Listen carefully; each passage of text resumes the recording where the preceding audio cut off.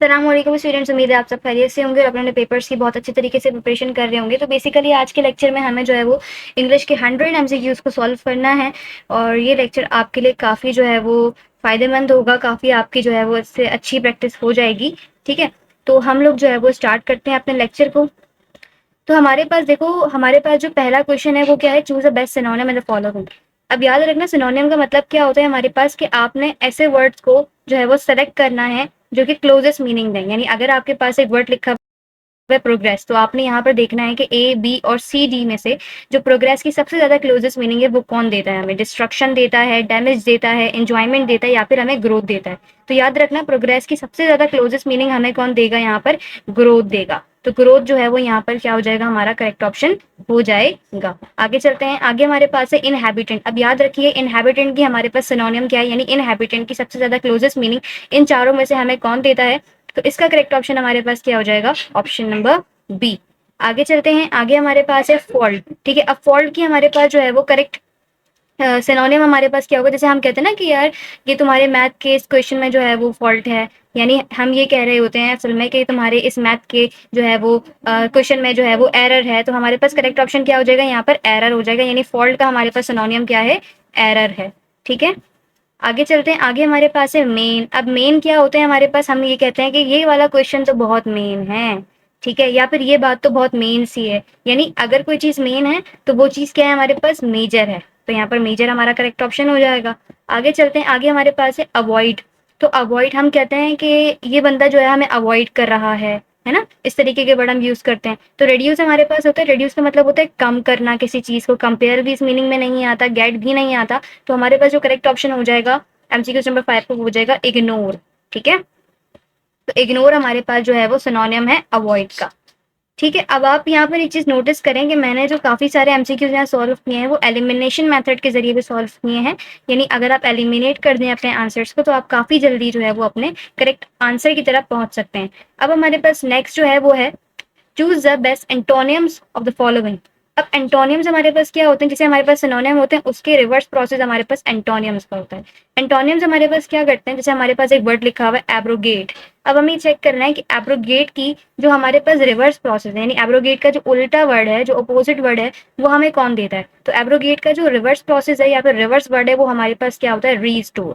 ठीक है, ये हमारे पास करेक्ट ऑप्शन हो गया यहाँ पर। अब हमारे पास है एमसीक्यूज नंबर 7, जो कि हमारे पास है हीनियस। अब हीनियस का हमारे पास जो है वो एंटोनियम क्या होता है हमारे पास, बारबेरिज्म, विकेंड्स, फेयरफुल या फिर एडमायरेबल। तो इसका करेक्ट ऑप्शन हमारे पास हो जाएगा एडमायरेबल। ठीक है, नेक्स्ट हमारे पास एमसीक्यूज आ रहा है एबियंस। एबियंस का हमारे पास एंटोनियम्स क्या होता है, हमारे पास एबियंस का एंटोनियम हमारे पास होता है कॉन्टिन्यूनेंस।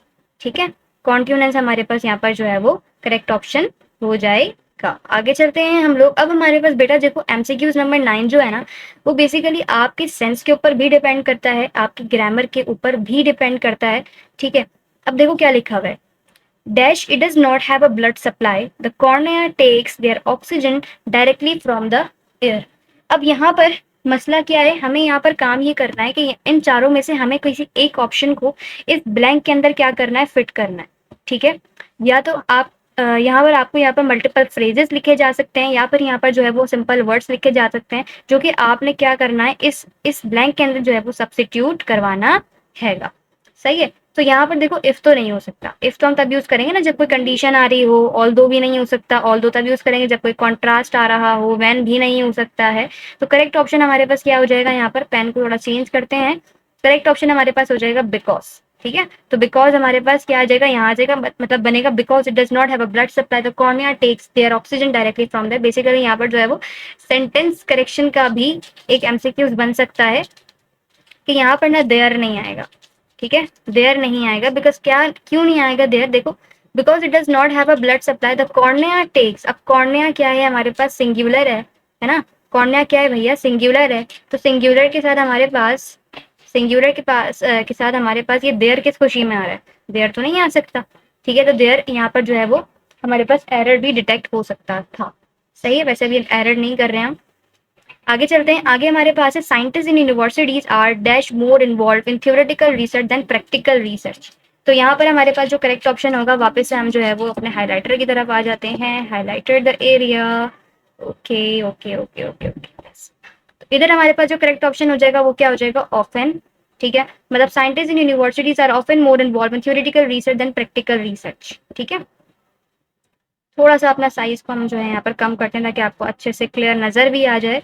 अब देखो भैया, हमारे पास जो नेक्स्ट क्वेश्चन आ रहा है वो आ रहा है डायरेक्शंस का। अभी डायरेक्शंस में हमें बताई गई है कि आपने जो है वो कुछ आपको सेंटेंस दिए गए हैं, उनमें आपने क्या करना है, किसी एक वर्ड को या किसी एक फ्रेज को जो है वो फिट करना है जो कि आपके सेंटेंस की एक प्रॉपर मीनिंग दे, प्रॉपर सेंस आपको प्रोवाइड करे। ठीक है, तो हमारे पास एमसीक्यूज नंबर 11 है, each of its atoms loses or gives of a certain amount of energy that substance is radiating energy। तो यहाँ पर देखो कंडीशन बन रही है, मैंने आपको बताया कि जब कंडीशन बनेगी तो हमारे पास क्या आ जाएगा, if a substance is radiating energy.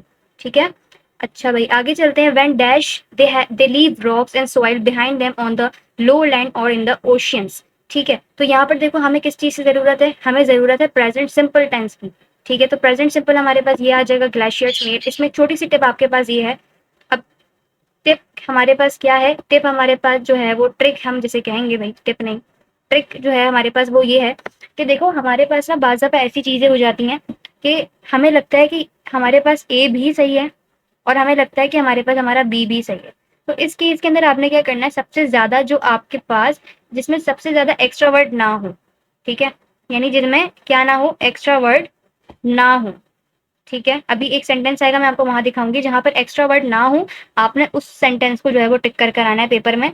सही है, जिसमें एक्स्ट्रा ज्यादा वर्ड आ रहे हैं जिनकी जरूरत आपको महसूस नहीं हो रही, रिडंडेंसी हो रही है बहुत सारी, तो वो वाला वर्ड आपने जो है वो सेलेक्ट नहीं करना है। ठीक है, एमसीक्यूज नंबर 14 हमारे पास है, सॉरी 13 हमारे पास है। Generally the thicker a mammals skin is the less hair.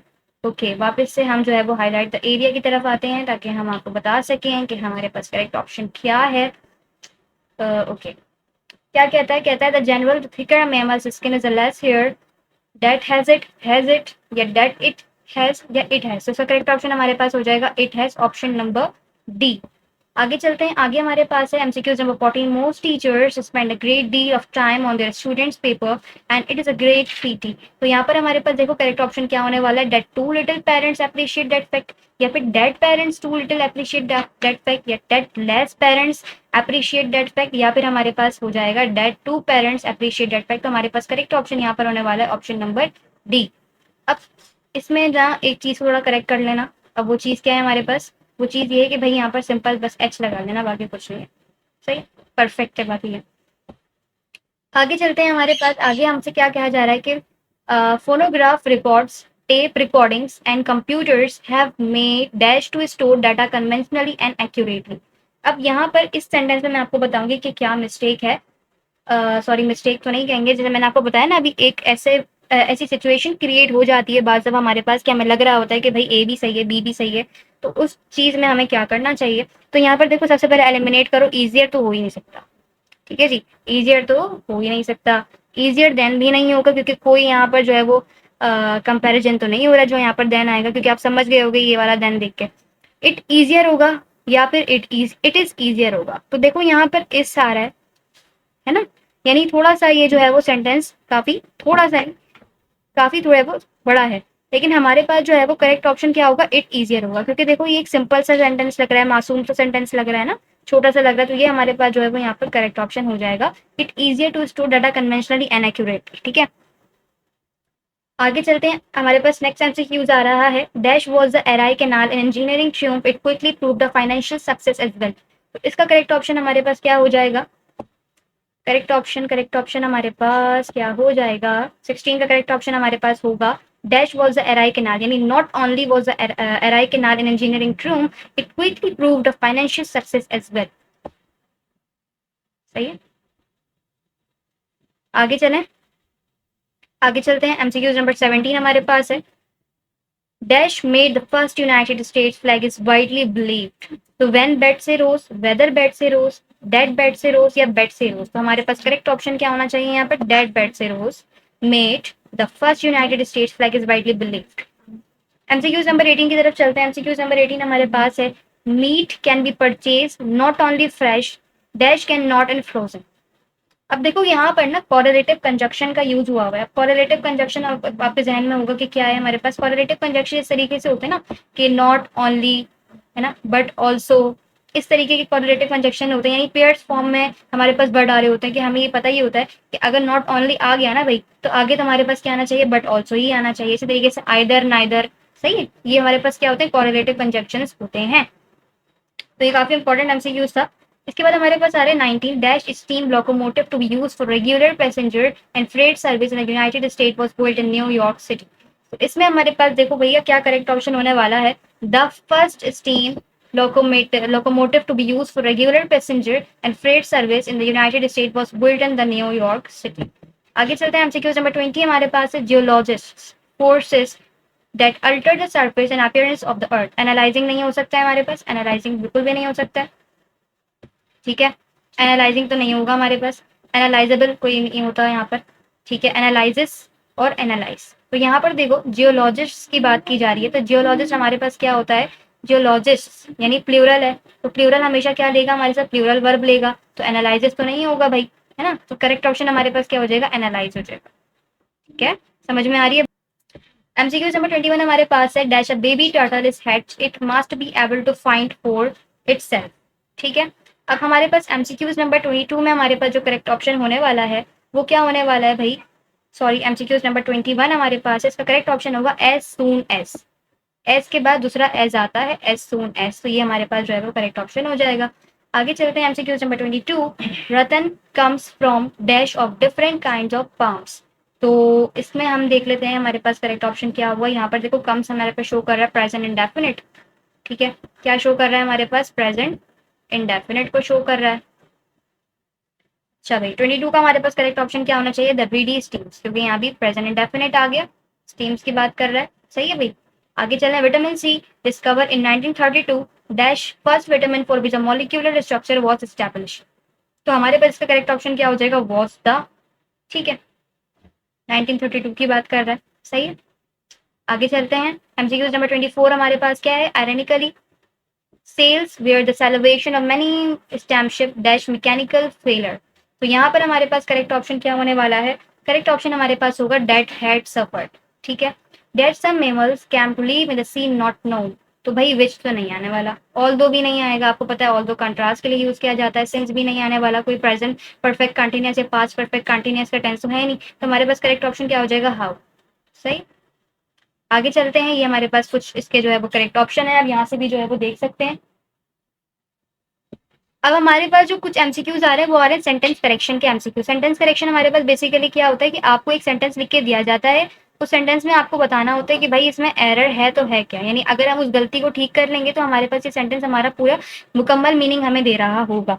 अब हमारे पास देखो एमसीक्यू नंबर 1 गया, how will they got across the river if the ferry is not running. अब मुझे जरा एक बात बताओ, क्या ये देखो ये आपको दिख रहा है, ये क्या है, ये आपके पास कोई फ्यूचर का टेंस नहीं है, और ये क्या है, गॉट, ये किसको रिप्रेजेंट कर रहा है भाई, ये पास्ट को रिप्रेजेंट कर रहा है, पास्ट को रिप्रेजेंट कर रहा है। तो आपने ये बताएं, आपने फ्यूचर के साथ पास्ट को कैसे लगाया, तो यही आपके पास जो है वो एरर था यहाँ पर, सही, एरर आपके पास क्या था, एरर आपके पास था गॉट अक्रॉस, ठीक है, यही आपके पास जो है वो एरर हैगा। आगे चलते हैं, children depend on their parents for food and clothing. अब यहाँ पर देखो चिल्ड्रन, चिल्ड्रन हमारे पास क्या होता है, चिल्ड्रन हमारे पास प्लूरल होता है, प्लूरल के साथ हमेशा क्या लगता है, प्लूरल के साथ हमारे, अब देखो हमारे पास एमसीक्यू नंबर 2 क्या, children depend on their parents for food and clothing, यानी बच्चे जो होते हैं वो डिपेंड करते हैं अपने पेरेंट्स पे फूड एंड क्लोथिंग में, या फूड एंड क्लोथिंग के लिए, सही है। अब देखो चिल्ड्रन हमारे पास क्या, चिल्ड्रन हमारे पास है प्लूरल, और plural will take also, plural क्या लेता है हमारे पास, डिपेंड लेता है ना, हमेशा क्या लेता है, प्लूरल हमेशा डिपेंड लेता है, डिपेंड नहीं लेता भाई, प्लूरल हमेशा हमारे पास जो है प्लूरल वर्ब लेता है। अब यहाँ पर देखो प्लूरल वर्ब यहाँ पर मौजूद है, सही है, तो इसमें कोई मसले की बात नहीं है। इसके अलावा देखो यहाँ पर चिल्ड्रन के साथ देयर भी लगा हुआ है, इसमें भी कोई मसले की बात नहीं है, देयर भी लगा हुआ है हमारे पास, तो भाई इसमें कोई एरर भी नहीं है, तो हमारे पास करेक्ट ऑप्शन हो जाएगा ऑप्शन नंबर ई, कि यहाँ पर हमारे पास कोई एरर एग्जिस्ट नहीं करता है, सही है। आगे चलते हैं, चूज द लेटर वर्ड और phrase that is most nearly opposed in meaning to the word in capital letter. अब हमें यहाँ क्या करना है, हमें जो है वो एक ऐसे वर्ड को तलाश करना है जो कि हमें क्या करेगा, इन चारों में से सबसे ज्यादा क्लोजेस्ट मीनिंग देगा इस वर्ड, ठीक है। तो हम देख लेते हैं, यानी सिनोनियम है बेसिकली और कुछ नहीं है, सिनोनियम देखना है। असर्शन का सिनोनियम हमारे पास क्या होता है, असर्शन का सिनोनियम हमारे पास होता है डिनायल, ठीक है, ये हमारे पास करेक्ट ऑप्शन हो जाएगा यहाँ पर। आगे चलते हैं, आगे हमारे पास है ऑब्स्टिनेट, ऑब्स्टिनेट अगर है कोई चीज तो उसका सिनोनियम हमारे पास क्या हो जाएगा, फ्लेक्सिबल हो जाएगा। सही है, ऑब्स्टिनेट का सिनोनियम हमारे पास क्या हो जाता है, फ्लेक्सिबल हो जाता है। अगर कोई चीज अनएम्बिगियस है, हमें क्या करना है, इसका सिमिलर मीनिंग देना है। अगर कोई चीज अनएम्बिगियस है यानी सिनोनियम हमें बताना है। अगर कोई चीज अनएम्बिगियस है तो इसका मकसद वो क्या चीज है, वो हमारे पास क्लियर है। ठीक है, आगे चलते हैं। आगे हमारे पास है रेक्ट। अब रेक्ट का हमारे पास जो है वो सिनोनियम क्या हो जाएगा, ऑप्शन नंबर डी। समझ में आ गई बात आपको। अब हमारे पास आ रहा है पैराग्राफ यानी पैसेज। अब देखो पैसेज करने की ना छोटी सी ट्रिक होती है, वो आप समझ लो इस चीज को, क्योंकि देखो एनईटी में पैसेज जो आता है वो काफी मुश्किल आता है। ठीक है, तो पैसेज करने की ना एक ट्रिक होती है। वो ट्रिक ये होती है कि सबसे पहले आप पैसेज को ग्रेजुअली पढ़ना शुरू करो। सही है, भले आपको कुछ समझ में आ रहा है नहीं आ रहा, लेकिन आप पढ़ना तो शुरू करें उसको एटलीस्ट। उसके बाद आपने पढ़ लिया उसको, अब आप उसको समझने की कोशिश करें। सही है, आहिस्ता आहिस्ता करके समझें। अब कुछ अल्फाज या कुछ वर्ड्स जानबूझ के डाले जाते हैं आपके पैसेज में ताकि आप वहां पर अटक जाएं। आपने अटकना नहीं, आपने उन वोकैब्स को, उन वर्ड्स को अंडरलाइन कर लेना है। और बचपन में आपको जो आपकी टीचर सिखाती थी कि भाई आप जो है वो क्या कर सकते हैं, एक लाइन पढ़ के उस वर्ड का मतलब निकाल सकते हैं, वही काम आपने जो है वो यहाँ पर भी अप्लाई करना है। तो आपके लिए पैसेज पढ़ना बहुत आसान हो जाएगा। ठीक है, तो हम रीड कर लेते हैं पैसेज को। The fact that we were all as safe as kittens under a cook stove did not, however, assuage in the least the fine despair and the grotesque desperation which seized upon the resident of the east side when the cry spread like a grass fire that the dam had given way. Some of the most dignified state, cynical and clear-thinking men in town abandoned their wives, stenographer, homes and offices, and the rannies. There are few alarms in the world more terrifying than the dam has broken. अभी the dam has broken को देख के मुझे लग रहा है कि ये जो है ना सेकंड ईयर का कोई चैप्टर है। हाँ, सेकंड ईयर का चैप्टर है ये। There are few persons capable of stopping to reason when that clarion cry strikes upon their ears, even person who live in town no nearer than 500 miles to a dam।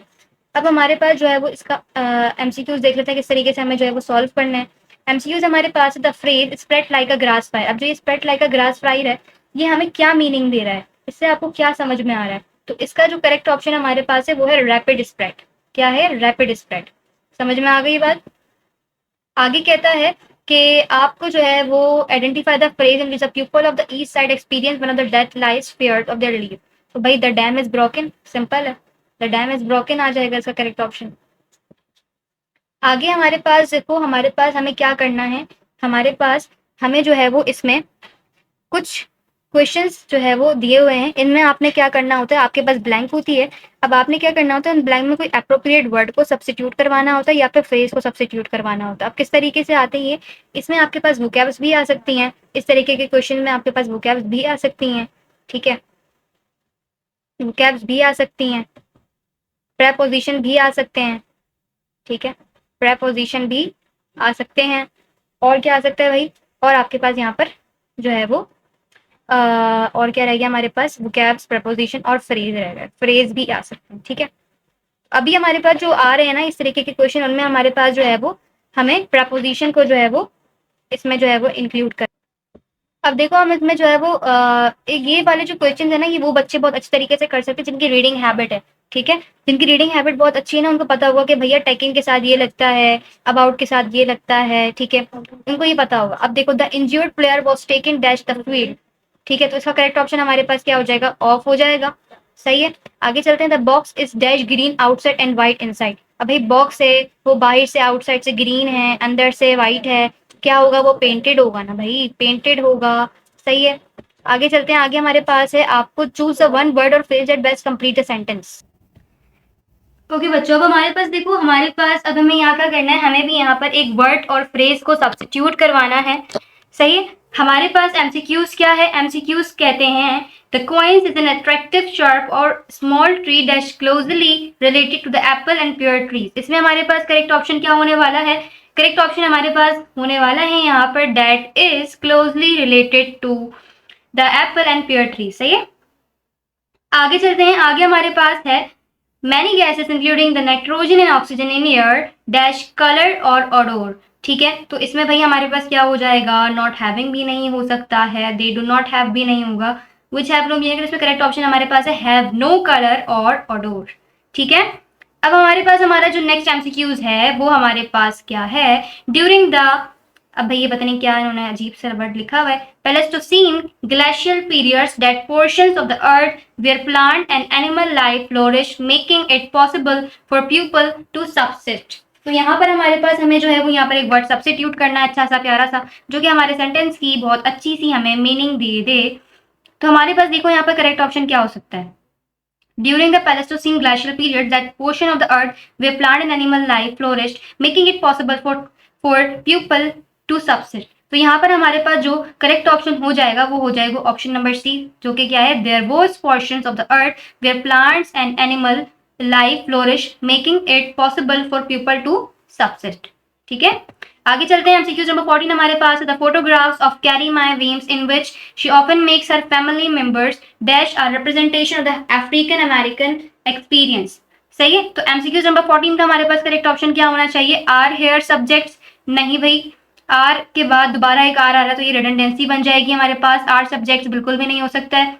सही है, हर subjects, विच हर subjects, तो ये हमारे पास जो correct option है वो है हर subjects. सही है, समझ में आ गई बात। आगे चलते हैं, एमसीक्यू नंबर 15 हमारे पास है हबल्स law state that the greater the distance between any two galaxies dash is their relative speed of separation. तो एमसीक्यूज नंबर 15 का हमारे पास जो करेक्ट ऑप्शन होना चाहिए वो होना चाहिए MCQs number B, Hubble's law state that the greater the distance between any two galaxies the greater is their relative speed of separation.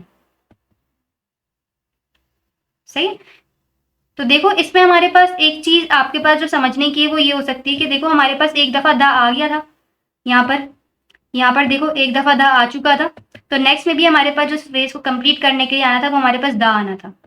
सही, लेकिन देखो यहाँ क्या था, द ग्रेटेस्ट, यहाँ पर क्या था, द ग्रेटेस्ट, तो यहाँ पर जो है वो सुपरलेटिव डिग्री इस्तेमाल हो रही थी, हमें सुपरलेटिव नहीं अप्लाई करनी थी बिकॉज हम कंपैरिजन कर रहे हैं, तो हमारे पास करेक्ट ऑप्शन था यहाँ पर द ग्रेटर। सही है, समझ में आ गई बात आप लोगों को। आगे चलते हैं, relative humidity is amount of water vapour the air contains at a certain temperature dash with the amount it could hold at temperature। तो यहाँ पर हमारे पास जो करेक्ट ऑप्शन होना चाहिए वो क्या होना चाहिए, यहाँ पर कंपेयर्ड। ठीक है, ऑप्शन नंबर बी जो है वो यहाँ पर करेक्ट ऑप्शन होना चाहिए। Fibers of hair and wool are not continuous and must normally be spun into thread that woven into a textile fabric। सही है, अब यहाँ पर एमसीक्यू 17 का हमारे पास करेक्ट ऑप्शन क्या होना चाहिए, fibre of hair and wool are not continuous and must normally be spun into thread dash woven into textile fabric. तो इसका करेक्ट ऑप्शन हमारे पास होने वाला है they are to be woven into a textile fabric. सही, आगे चलते हैं, एमसीक्यू नंबर 18 हमारे पास है Margaret Brent because of her skill in managing state become dash the largest land holders in colonial Maryland. इसका करेक्ट ऑप्शन होना चाहिए वन ऑफ द लार्जेस्ट, क्योंकि आपने सुना होगा कि ये बड़ा कॉमन सा वर्ड होता है, कॉमन सा फ्रेज होता है, one of the largest river, one of the largest mountain. सही है, तो यहाँ पर हमारे पास करेक्ट ऑप्शन क्या हो जाएगा, one of the largest land holder in colonial Maryland. सही,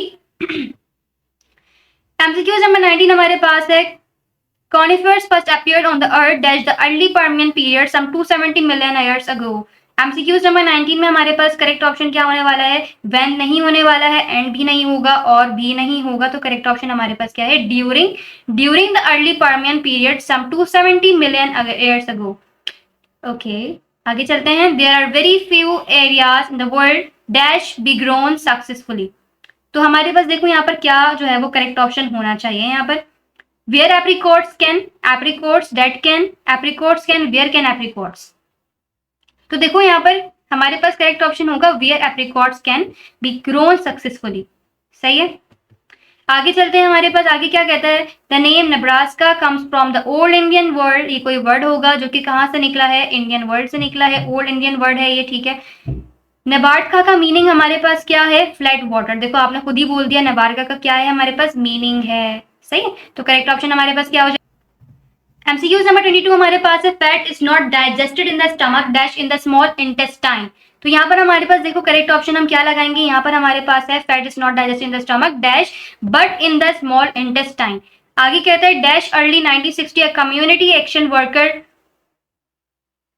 Cassette Chefs took his life saving of $1,200 and it's used to launch the National Frame Worker Association। तो कभी भी इस तरीके का वर्ड है ना, अर्ली आ रहा है आपके पास, सही है, और कोई आगे जो है वो सिंपल सी डेट वगैरह लिखी हुई, तो इसका करेक्ट ऑप्शन हमारे पास होता है in the early 1960, in the early 1970, in the early 1980। इस तरीके के आप जो है वो दिमाग में रख सकते हैं वर्ड, इसको याद रखने के लिए।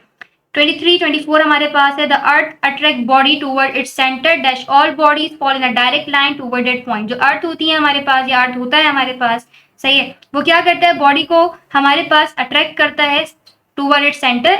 तो क्या होता है हमारे पास, dash all bodies fall in a direct line toward that point. तो फिर हमारे पास क्या होती हैं, जो बॉडीज होती हैं fall in a direct line toward that point. तो हमारे पास सो जो है वो इसका करेक्ट ऑप्शन हो जाएगा। एमसीक्यूज नंबर 25 में हमारे पास है the far end of the kaleidoscope dash one made of clear glass and the other of ground glass. इसका करेक्ट ऑप्शन आपके पास क्या होना चाहिए, at the far end of a kaleidoscope. ठीक है, तो करेक्ट ऑप्शन हमारे पास होना चाहिए आर टू प्लेट्स। ठीक है, एक जो है वो किसकी बनी हुई, clear glass, and the other जो है वो हमारे पास जो है वो ग्राउंड ग्लास। सही है, क्लियर हो गया। आगे चलते हैं, ये आपके पास इसके जो है वो करेक्ट ऑप्शन है। आगे चलते हैं हम लोगों को क्या समझना है आप, यस, यहाँ पर भी हमें जो है वो वर्ड्स को ही सब्स्टिट्यूट करना है। सही है, earthworm occur dash adequate and food and necessary soil condition and found. तो सबसे पहले एलिमिनेशन करना शुरू करते हैं। एंड नहीं हो सकता हमारे पास, सही है भाई, बट भी नहीं हो सकता क्योंकि earthworm occur but adequate no, however भी नहीं आएगा। तो यहाँ पर करेक्ट ऑप्शन होगा wherever adequate and food and necessary soil condition are found. The moon dash the only natural satellite of the अर्थ।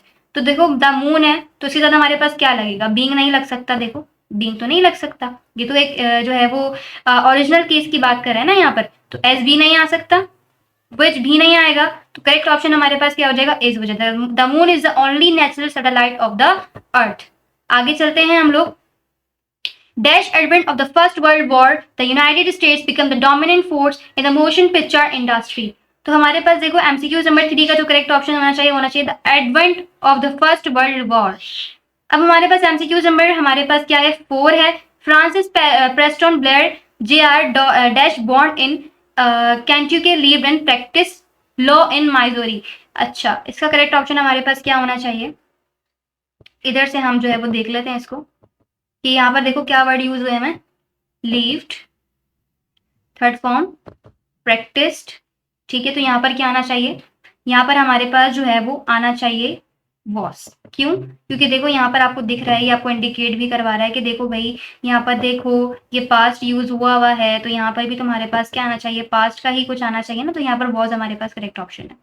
सही, क्योंकि देखो ही और ही वे तो आप हटा ही दो ना, ऑल दो तो हमारे पास आएगा नहीं क्योंकि आप कोई कंट्रास्ट नहीं बना रहे यहाँ पर। वॉज बचा और हु ही वॉज बचा। अब मैंने आपको समझाया है कि कभी भी आपको दो वर्ड ऐसे लगे जो कि आ सकते हैं तो आपने हमेशा वो वर्ड यूज करना है जिसमें कम से कम वर्ड जो है वो इंक्लूड हो। Neither his father nor his mother dash alive. जब भी नाइदर नॉर आ जाए तो आपने इस वाले जो है वो सब्जेक्ट को देखना है। हिज मदर है ना, तो हिज मदर हमारे पास क्या है, सिंगुलर है। सिंगुलर क्या लेता है हमारे पास, हमेशा सिंगुलर वर्ब ही लेता है। तो हमारे पास देखो हिज मदर है तो क्या आ जाएगा, इस आ जाएगा, आर नहीं आएगा क्योंकि भाई क्या लगाना है हमें, हिज मदर है। सही है। We dash for 2 hours and did not pass single petrol pump. Did आ गया है यानी पास लगेगा यहाँ पर। सही, पास्ट हमारे पास क्या आ जाएगा, ड्रॉप आ जाएगा। सही है बेटा। एमसीक्यू नंबर 7 हमारे पास क्या है, एमसीक्यू नंबर 7 हमारे पास dash hardiness day lilies can be cultivated particular easily. सही है, तो इसमें आपके पास कहना चाहिए because of their hardiness day lilies can be cultivated particular easily.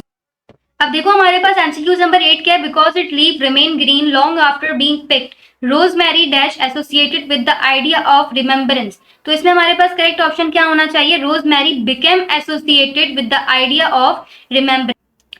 MCQs number 9 हमारे पास है dash that of iron construction the technology for constructing building with reinforced concrete develop rather rapidly. तो यहाँ पर देखो हमारे पास क्या आ सकता है, इसमें हमारे पास आएगा अनलाइक। अनलाइक क्यों आएगा, unlike that of iron construction the technology for constructing building with reinforced concrete develop rather rapidly. ठीक है, कॉन्ट्रास्ट बन रहा है यहाँ पर।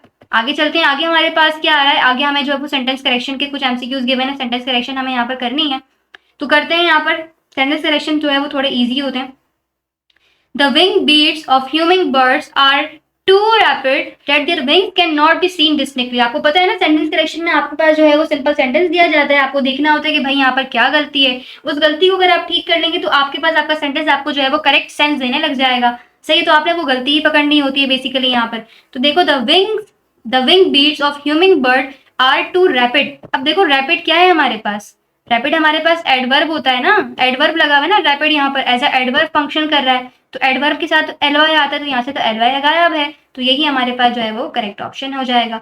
आगे चलते हैं, आगे हमारे पास क्या है, एमसीक्यूज नंबर 11 हमारे पास क्या है, एमसीक्यूज नंबर 11 हमारे पास है, leading scientist are often the kind of person who have enjoy intellectual challenges और हिज लाइफ। ठीक है, अच्छा भाई, लीडिंग साइंटिस्ट सही हो गया, आर लगा हुआ है, बिल्कुल परफेक्ट काम हुआ हुआ है यहाँ पर। तो often the kind of person who have enjoy intellectual changes all his life. अब ये देखो हिज क्यों आया यहाँ पर, साइंटिस्ट की बात करी है आपने, तो यहाँ पर हिज कैसे आ गया, हिज तो नहीं आना चाहिए यहाँ पर, है ना। तो भाई साइंटिस्ट की बात करिए तो यहाँ पर हिज कैसे आ गया, तो यही आपके पास जो है वो यहाँ पर करेक्ट ऑप्शन हो जाएगा। ठीक है, क्योंकि साइंटिस्ट हमारे पास क्या था, प्लूरल था, प्लूरल के साथ प्लूरल आना चाहिए था, प्लूरल तो नहीं आया यहाँ पर, ये तो हिज की बात कर रहा है ये। 12 एमसीक्यूज में कहा जा रहा है, in all organism from human being to bacteria and virus the genes of unit of heredity are compose from nucleic acid. तो यहाँ पर हमारे पास देखना है हमें करेक्ट ऑप्शन क्या होने वाला है, करेक्ट ऑप्शन हमारे पास होने वाला है यूनिट ऑफ हेरिडिटी। सही है, ये यहाँ पर जो है वो मिस्टेक है, ये स्पॉट करा हमने एरर यहाँ पर। आगे चलते हैं, आगे हमारे पास है, अच्छा एक minute, yes, accounting is generally agree as more an art than a science. ठीक है, तो यहाँ पर देखो ये यूज हुआ है जनरली, है ना, जनरली यूज हुआ है, ये जनरली नहीं होना चाहिए। ठीक है, electricity it result from the movement of electron in other charge particle, तो यहाँ मिस्टेक आ रही है ऑफ में, ये ऑफ नहीं आना चाहिए था यहाँ पर। Plant rid them of excess water through transpiration, the evaporation of extra moisture from their leaves। तो यहाँ पर देखो करेक्ट ऑप्शन देखो क्या होना चाहिए, plants rid them of excess water through transpiration, the evaporation of extra moisture from their leaves। तो MCQ number 15 का जो करेक्ट ऑप्शन होना चाहिए वो हमारे पास ए होना चाहिए, ए में हमारे पास मिस्टेक है, प्लांट्स rid। ठीक है, अच्छा भाई आगे चलते हैं, MCQ number 16, the average age of the Mediterranean olive trees grow today is 200 year. तो यहाँ पर हमारे पास क्या मिस्टेक आ रही है, एमसीक्यूज नंबर 16 में, एमसीक्यूज नंबर 16 में हमारे पास मिस्टेक आ रही है सी में, एवरेज की बात कर रहा है, और यहाँ पर देखो क्या लगा हुआ है, ग्रो लगा हुआ है, तो यहाँ पर ग्रो तो नहीं आना चाहिए, यहाँ तो ग्रोथ आना चाहिए ना, तो ये हमारे पास सब्जेक्ट वर्ब एग्रीमेंट का मसला है। ठीक है, आपके ना सब्जेक्ट वर्ब एग्रीमेंट, पैरेललिज्म, और इसके अलावा आपके पास आपकी वोकैब्स। ठीक है, अच्छा बिल्कुल, अगर हम सेंटेंस करेक्शन की बात करें तो इसमें आपके पास अगर पैरेललिज्म आपके पास अच्छा है, सही है, आपको प्रेपोजिशन के बारे में थोड़ा बहुत जो है वो पता है, ठीक है, सब्जेक्ट वर्ब एग्रीमेंट के बारे में आपको पता है, तो आप काफी अच्छा जो है बहुत आराम से निकाल सकते हैं, ये वाले एमसीक्यू इतने मुश्किल नहीं होते। ठीक है, बाकी आपकी प्रैक्टिस डिपेंड करती है कि आप कितनी प्रैक्टिस करें, तो बहुत आसानी के साथ आप जो है वो एमसीक्यूज कर सकते हैं। आगे चलते हैं, लिखा हुआ Brooklyn New York had a population of about 23,000 when it become a city in 180। सही है, 180 ही लिखा होगा आगे शायद। एमसीक्यू नंबर 17 का करेक्ट ऑप्शन हमारे पास क्या होना चाहिए, सी। देखो क्यों लिखा हुआ है हैड अ पॉपुलेशन, यानी आप बात किसकी कर रहे हो, पास्ट की कर रहे हो ना, हैड अ पॉपुलेशन है ना, of about 23,000 when it becomes, अभी एस किस खुशी में लगाया है यहाँ पर, है ना, तो यही हमारे पास जो है वो एमसीक्यूज का करेक्ट ऑप्शन है। People can remember more information for higher periods of time when they use more than one sense in the process of learning. People can remember more information for higher period of time when they use more than one sense in the process of learning। in the process of learning जो है वो यहाँ पर गलत है। ठीक है, अब देखो आगे हमारे पास जो एमसीक्यूज है इसके अंदर हमें क्या करना है, आपको सिंपल एक वर्ड गिवन है, अब आपने क्या करना है, उस वर्ड को रिप्लेस करना है। ठीक है, और उस वर्ड की जगह पे इन चारों में से कोई वर्ड जो है वो पुट करना है जो कि आपको वही सेंस देगा जो इस वर्ड के साथ लगकर जो है वो सेंस आपको मिल रही है। एमसीक्यू नंबर 19 में हमसे कहा जा रहा है he succeed by stroke of hard work. ठीक है, अब जो हमारे पास वर्ड है ना बाय स्ट्रोक ऑफ, क्या वर्ड है, बाय स्ट्रोक ऑफ, अब आपने बाय स्ट्रोक ऑफ की जगह पे कोई वर्ड पुट करना है, तो इसका जो करेक्ट ऑप्शन आपके पास होना चाहिए वो क्या होना चाहिए, by mean of, by fluke of, by dint of या बाय लक ऑफ। तो इसका करेक्ट ऑप्शन आपके पास होना चाहिए बाय डेंट ऑफ। ठीक है, he comes to see mean now और नेवर, नाउ यानी अभी, नेवर यानी कभी भी नहीं, तो यहाँ पर क्या हो जाएगा भाई, नाउ एंड देन। सही, correct option now. MCQs number 21 में हमसे कहा जा रहा है he is blind of the short comings of his sound, तो इसका करेक्ट ऑप्शन आपके पास होना चाहिए blind for. Blind for is हमारे पास करेक्ट ऑप्शन होगा यहाँ पर। एमसीक्यू नंबर 22 में हमसे कहा जा रहा है may God give him strength to bear upon in time of difficulty. Bear upon का मतलब क्या होता है हमारे पास, बेयर अप होना, ठीक है, बेयर अप होना। तो एमसीक्यू 22 का आपके पास जो करेक्ट ऑप्शन है वो है बेयर अप। 23 की अगर हम बात करें तो लिखा हुआ है the advise me to go without seeing with my plan. तो इसका जो करेक्ट ऑप्शन है वो क्या हो जाएगा, गो अहेड। आगे लिखा हुआ है at the far end of kaleidoscope there plates two, one made of clear glass and the other of ground glass. तो यहाँ पर हमारे पास करेक्ट ऑप्शन क्या हो जाएगा, टू प्लेट्स आर देयर, ठीक है, देयर आर प्लेट्स टू को हम जो है वो क्या लिख सकते हैं, टू प्लेट्स आर देयर। इसको थोड़ा करेक्ट कर लीजिएगा, ये 3 नहीं है, ये हमारे पास जो है वो देयर है, ठीक है। एमसीक्यू नंबर 25 हमारे पास है in his movie field was always at war with the world, both people and object were battled. तो इसकी जगह पे हमें जो है वो वर्ड को जो है वो सब्स्टिट्यूट करना है। तो इधर हमारे पास जो करेक्ट ऑप्शन होगा वो होगा battling both people and object, ठीक है बेटा। आगे चलते हैं, ये इसके जो है वो करेक्ट ऑप्शंस हैं। आगे हमारे पास क्या आ रहा है, आगे हमारे पास वही काम हमें करना है। आपके पास जो ब्लैंक्स है उसके अंदर आपने जो है वो कोई भी वर्ड जो है वो सब्स्टिट्यूट करना है, कोई भी नहीं, जो सही हो भाई वो करना है। Impersonist artist tried dash transitory visual impression of the real world. Capture it तो नहीं होगा, कैप्चर भी नहीं आएगा।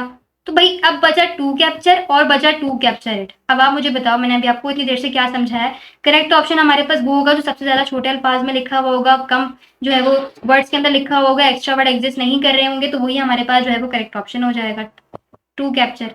N ultrasonic wave has dash of high frequency that is mandible. तो भाई इसमें क्या हो जाएगा, an ultrasonic wave has above a high frequency that is mandible, ठीक है। अच्छा भाई, no one is completely sure dash causes booms and depression in free economics. तो भाई व्हाट आ जाएगा ना, what causes booms and depression in the free economics.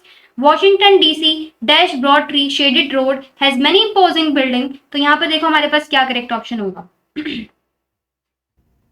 तो यहाँ पर हमारे पास जो करेक्ट ऑप्शन होगा वो होगा with its. Washington DC with its broad tree shaded roads has many imposing buildings. सही बेटा।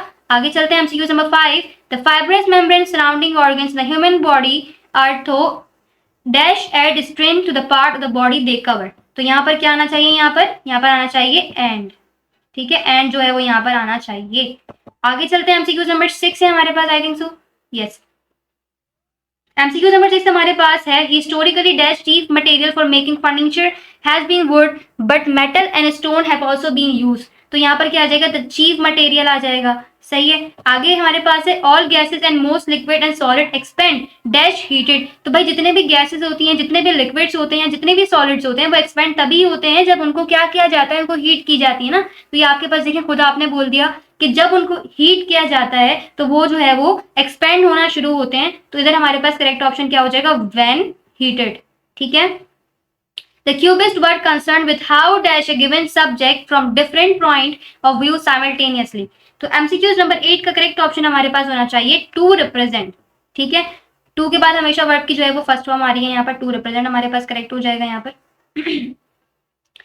अच्छा भाई, अब यहाँ पर दोबारा से सेंटेंस करेक्शन के एमसीक्यूज आ गए। सेंटेंस करेक्शन हमने करनी है। The some historians have say that too many artist have tried only to imitate previous painting style. तो देखो यहाँ पर क्या मिस्टेक है, यहाँ पर मिस्टेक ये है कि यहाँ पर देखो क्या लिखा हुआ है, हैव लिखा हुआ है और आगे क्या लिखा हुआ है, से, है ना, से लिखा हुआ है। तो ये जो है वो से की मिस्टेक है, यहाँ पर वर्ब की मिस्टेक है। Inventor Granville Woods received him first patient on January 3, 1984 for a steam boiler furnace. अब देखो यहाँ पर आपको समझ में आ रहा है हिम कौन है, आपको समझ में आ रहा है ये हिम किसकी बात की जा रही है, पीछे आपको कुछ पता चल रहा है। तो बस यही गलती है, ये हिम गलत यूज हुआ है, प्रोनाउन गलत यूज हुआ है। सही है। आगे हमारे पास क्या है, आगे हमारे पास जो है वो क्या है, एमसीक्यूज नंबर कौन सा है, ये 11 में हमसे कहा जा रहा है pathologist use their knowing of body tissue and body fluid to aid other physicians. अच्छा भाई, अब यहाँ पर हमारे पास जो करेक्ट ऑप्शन होगा वो क्या होगा, पैथोलॉजिस्ट की बात करें देयर यूज हो गया है, नोइंग गलत यूज हुआ है यहाँ पर, ये नोइंग गलत यूज होगा, वर्ब हमारे पास जो है वो यहाँ पर गलत यूज हुआ। ओके, हमारे पास जो नेक्स्ट एमसीक्यूज आ रहे हैं वो इस टाइप के एमसीक्यूज हैं कि आपसे कहा जाएगा each sentence below uses and idioms from the 4 choices given, choose the one that best explain the meaning of the sentence. सही है, आप समझ गए क्या करना है इसमें। ओके, तो हम स्टार्ट करते हैं। पेन का कलर चेंज कर लेते हैं पहले तो। The meaning of flowers about in this garden is. अब जो हमारे पास हमें क्या करना है, आपके पास ये आपको एक सेंटेंस गिवन है, आपने क्या करना है, चेक करना है कि इसकी मीनिंग इन चारों में से कौन सबसे अच्छी एक्सप्लेन कर रहा है। Flowers abound in this garden is, इसका मतलब क्या है कि भाई they are only found in this garden, यानी ये वो जो फ्लावर्स हैं वो सिर्फ इसी गार्डन के अंदर हमें जो है वो मिल सकते हैंगे। ठीक है, एमसीक्यू नंबर 17 हमारे पास क्या है, the meaning of they have, यहां से पढ़ना शुरू करें। They have अलाइटेड from the train is, अच्छा भाई, तो इसका मतलब हमारे पास क्या है, एमसीक्यू नंबर 17 में हमारे पास है they have अलाइटेड from the train, इसका मतलब होता है got down from the train. आपको सिंपल इडियम्स दिया हुआ है, उसकी आपने जो है वो करेक्ट जो है एक्सप्लेनेशन जो है वो यहाँ पर बतानी है। The meaning of she has great affection for us is, अच्छा, she has great affection for us is, इसकी जो है वो करेक्ट जो है वो मीनिंग क्या होगी, वो होगी हैज लव। ठीक है, has love. The meaning of she play upon his feeling is that she, इधर से पढ़ू, she plays upon his feelings is that she, तो यहाँ पर देखो is deep love with him, loves to play with him, is a lovely creature, is insincere with him, यहाँ पर correct option होगा इज इनसिंसियर विथ हिम। ठीक है, आगे चलते हैं हमारे पास। The meaning of he was made with रैगिस, अब इसकी हमें जो है वो करेक्ट मीनिंग ढूंढनी है इधर, इस वर्ड का मतलब क्या होता है। He is crazy, no. He is fantastic, no. He is out of his sense, no. तो करेक्ट ऑप्शन हमारे पास क्या होगा, ही इज एंग्री। अब हमारे पास एमसीक्यू नंबर 21 है, जिसके अंदर हमें बताना है, हमें जो है वो सिंपल जो है ना वो हमारे पास डायरेक्ट इनडायरेक्ट स्पीच हमने सीखी होती है बचपन में, है ना, 9 matric first year second year में आप लोगों ने सीखी होंगी, तो बस वही हमें जो है वो यहाँ पर काम करना है। ठीक है, तो देख रहे हैं, the officer said to him that why are you late, अब ऑफिसर क्या कर रहा है, पूछ रहा है कि भाई तुम क्यों लेट हो गए, तो हमें जो है ना इसको किस में बनाना है, इसमें हमें देखना है कि इसमें से जो है वो करेक्ट स्पीच कौन सी है इसमें से। ठीक है, तो भाई the officer asked him why he was late, तो एमसीक्यू 21 का आंसर देख लेते हैं। The officer asked him that why are you late, no, ये तो क्वेश्चन ही बन गया ना, क्वेश्चन को तो हमें जो है वो खत्म करना होता है, तो क्वेश्चन तो नहीं बनाना हमें, तो ये तो नहीं हो सकता, ये भी क्वेश्चन की बात कर रहा है, व्हाई आर यू लेट, इसमें भी क्वेश्चन बन रहा है। ठीक है, और हमें क्या करना है, क्वेश्चन को कन्वर्ट करना है, सही, तो इसमें हमारे पास करेक्ट ऑप्शन होना चाहिए C, the officer asked him why he was late. ठीक है, the father said think 100 time before you takes decision, father क्या सोचते हैं कि भाई आप कोई भी डिसीजन लीजिए उससे पहले आप जो है वो 100 टाइम सोचें। ठीक है, अब इसको जो है वो कन्वर्ट कर लेते हैं एमसीक्यू 22 को, तो क्या कहते हैं भाई फादर क्या फरमाते हैं, फादर फरमाते हैं the father advised to think 100 time before you take decision, simple हमारे पास कन्वर्ट हो गया, कोई मुश्किल ही नहीं है इसमें तो भाई। I said to him that do you like my new car, सही है, अब इसमें देखो करेक्ट ऑप्शन क्या होना चाहिए, I said to him that do you like my new car, मैंने उससे सवाल पूछा है ना, तो देखो सवाल में हम कन्वर्ट किस तरह करेंगे, आई आस्क्ड हिम, अब वेदर लगाओ या इफ लगाओ आपकी मर्जी, हमने इफ लगा लिया यहाँ पर, यू कन्वर्ट हो जाएगा किस में, ऑब्जेक्ट में, ऑब्जेक्ट यहाँ पर क्या लिखा हुआ है, हिम लिखा हुआ है ना, तो ही हो गया, और लाइक कन्वर्ट हो गया लाइक्ड में माई न्यू कार। अच्छा, एक ये होता है SON, क्या होता है SON, अभी बताती हूँ इसका मतलब क्या है SON, और ये होता है हमारे पास 1 2 और 3, ये हमारे पास छोटा सा फॉर्मूला होता है, यानी कभी भी अगर फर्स्ट पर्सन को चेंज करना है तो वो किससे चेंज होगा, सब्जेक्ट से चेंज होगा, सेकंड पर्सन किससे चेंज होता है, ऑब्जेक्ट से चेंज होता है, और थर्ड पर्सन जो है वो चेंज ही नहीं होता। ठीक है, तो ये छोटा सा फॉर्मूला दिमाग में रखिएगा, जैसे मैंने आपको बताया यू किस में चेंज होगा, ऑब्जेक्ट में, यू हमारे पास क्या होता है, सेकंड पर्सन होता है, सेकंड पर्सन किस में चेंज हो गया, हिम में चेंज हो गया, यानी ऑब्जेक्ट के साथ चेंज हो गया। ठीक है बेटा, तो ये समझ लेना, बात छोटी सी बात थी, ज्यादा बड़ी नहीं थी। आगे चलते हैं, आगे हमारे पास क्या कह रहा है, कहने वाला कहता है a rattle snake a rattle are made of, MCQ number 24 का हमारे पास जो है वो करेक्ट ऑप्शन क्या हो जाएगा, हमें बताना है रेटल्स का मतलब क्या है, रेटल्स आर मेड ऑफ, सही है, रेटल्स किससे मिलके बने हुए होते हैं, तो इसका करेक्ट ऑप्शन हमारे पास हो जाएगा स्किन। ठीक है, क्या हो जाएगा, स्किन हो जाएगा। आगे चलते हैं, the word step could best be replace by, यानी जो ये वर्ड है ना स्टेप, इसको आप किससे रिप्लेस करेंगे जो है वो आपको बहुत अच्छा जो है वो मीनिंग दे दे, तो आप इसको फुटप्रिंट से जो है वो रिप्लेस करवा सकते हैं। ठीक है, ये तो मैथ आ गई हमारे पास। रिकलेक्ट, अब यहाँ पर हमें जो है वो क्या करना है ये क्लैरिफाई नहीं हुआ हुआ यहाँ पर कि आपने एंटोनियम्स बनाने या सिनोनियम्स बनाने। तो रिकलेक्ट का हमारे पास जो है वो क्या हो जाएगा, फॉरगेट हो जाएगा। Miss apprehension, miss apprehension, miss apprehension, intense speculation. Option number C जो है वो यहाँ पर करेक्ट हो जाएगा। सॉरी, ऑप्शन नंबर सी नहीं, ऑप्शन नंबर डी हमारे पास करेक्ट हो जाएगा, करेक्ट इंटरप्रिटेशन। ठीक है, एंटोनियम से बेसिकली है अबाइट।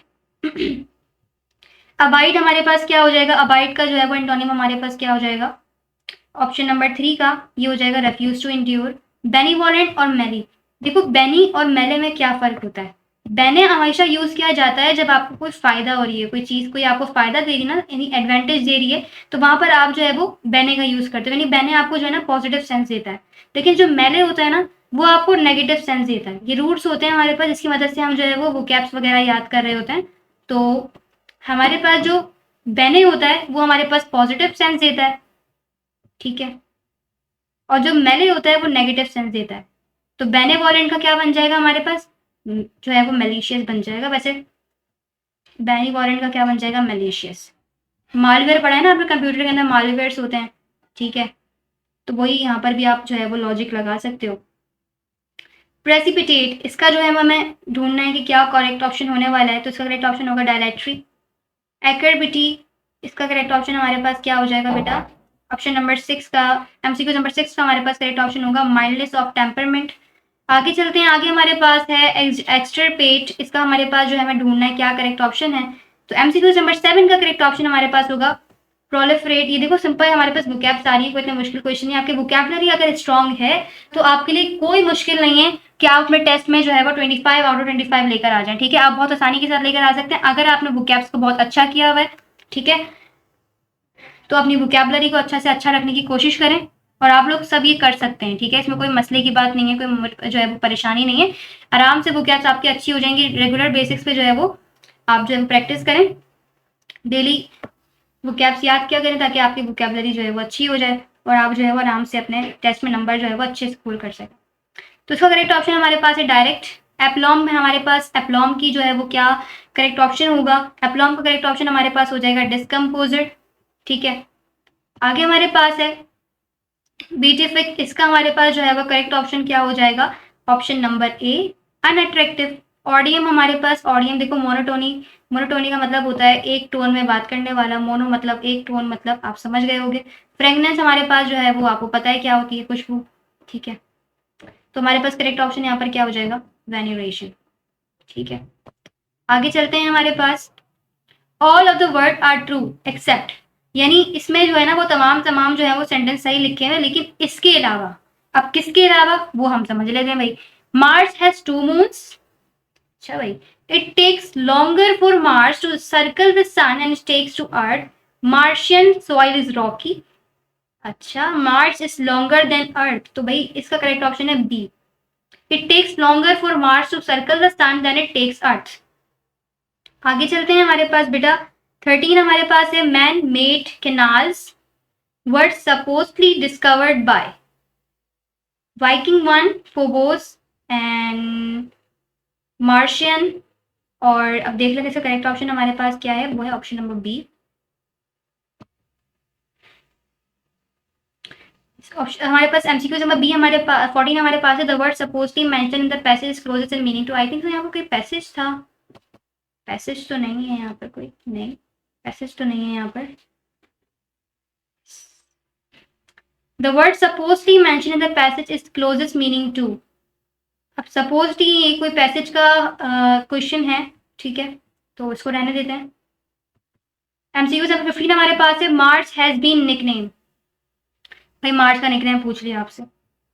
Viking one, the red planet या मार्शियन, तो करेक्ट ऑप्शन क्या हो जाएगा, option number B. In the above passage the word myth is closest in meaning to. अब ये जो है ना, ये वर्ड जो है वो एक पैसेज है उससे लिया गया है, ठीक है। आपके पास कोई 13-14 जो है वो पैसेज होते हैं और वही आपके पास जो है वो रिपीट हो रहे होते हैं एनईडी के अंदर, सही है। तो उनमें से किसी एक पैसेज का ये वर्ड है द वर्ड मिथ। अब मिथ का जो हमारे पास करेक्ट ऑप्शन होता है वो होता है इवेंट, ठीक है।